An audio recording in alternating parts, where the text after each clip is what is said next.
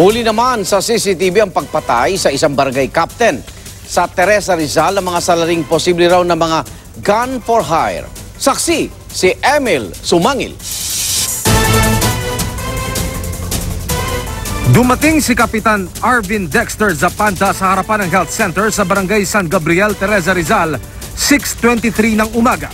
Pagpasok niya sa health center, dalawang lalaking magkaangkas sa motorsiklo ang dumaan sa labasan at sinipat ang pinasukan ni Kap bago lumayo.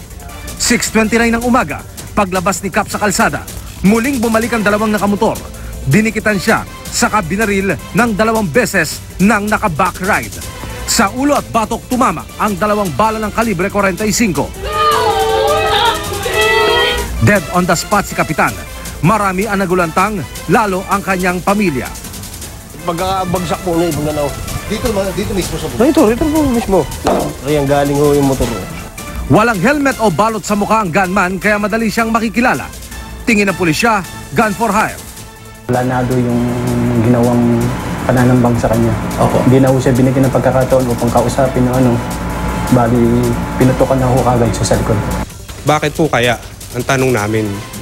Nawala na po bang rito sa ating bayad, sa bansa, ng tao parang manok na lang na pinapatay.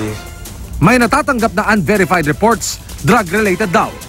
Bagamat may mga ganyan pong sabi-sabi, wala ho kaming hawak na dokumento upang ito po ay itayo namin. Halos lahat naman po pinagbibintangan na keso raw po sa drugs. Pero wala naman po wala kaming nalalaman tungkol riyan sa mga ganyan.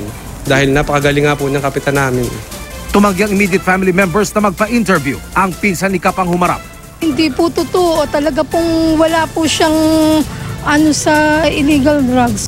Ako si Emil Sumangil ang inyong saksi